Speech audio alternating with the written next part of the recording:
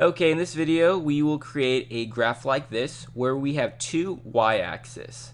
And so we have a Reynolds number and we have two y-axis, HI empirical and HI experimental. And to get started, let's just delete this.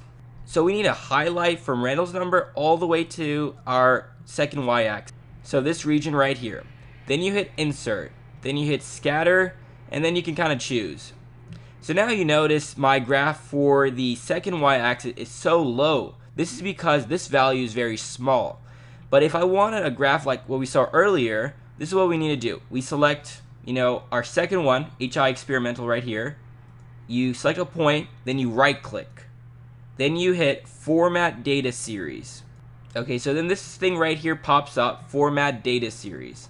You want to select secondary axis. Simply hit OK. And that's all you need to do to create two y-axis.